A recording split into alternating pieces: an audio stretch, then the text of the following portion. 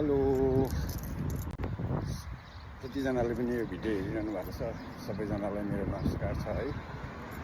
अन्त यो भिडियो चाहिँ मैले किन बनाइरहेको छु भन्दाखेरि क्यानाडा आएको ठ्याक्कै 2 महिना 5 दिन भयो। 2 महिना 5 दिनमा अब कामहरूको लागि कोसिस त गरिरहेको छु।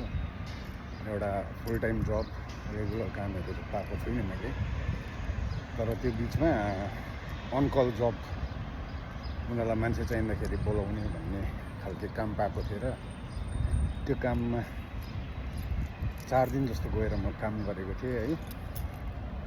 अन्त त्यसको के कति रुपियाँ पैसा भएछ भनेर चाहिँ आज अब लिनु जाँदैछु म। मैले काम गरेको कति भएको रहेछ तपाईँहरूलाई म देखाउँछु कति रुपियाँ भएको रहेछ ल। फाइनली यो मेरो सेकेन्ड पेमेन्ट हो। फर्स्ट पेमेन्ट मैले 2 दिन काम गरेको थिएँ, त्यसको $175 पाएको थिएँ भने यो मेरो सेकेन्ड पेमेन्ट हो। यसमा चाहिँ मैले 4 दिन काम गरेको थिएँ। 4 दिनको तपाईँको 340 रुपियाँ झन्डै डलर आएको रहेछ।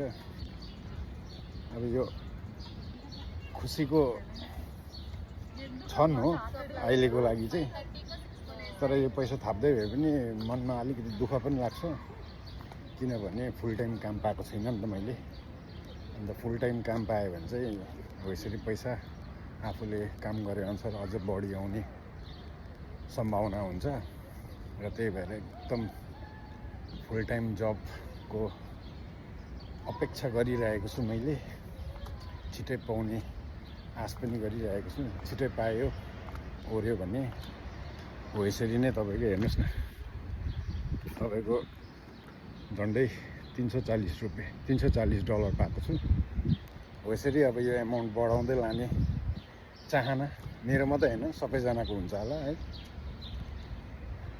यही एउटा सानो एउटा इन्फर्मेसन है, विदेशमा आएर नयाँ लाइफ सुरु गर्दाखेरिको एक्सपिरियन्सहरू तपाईँहरू समक्ष सेयर गर्नु मन लागेर मैले सेयर गरेको। हुन्छ सबैजनालाई गुड डे, थ्याङ्क यू।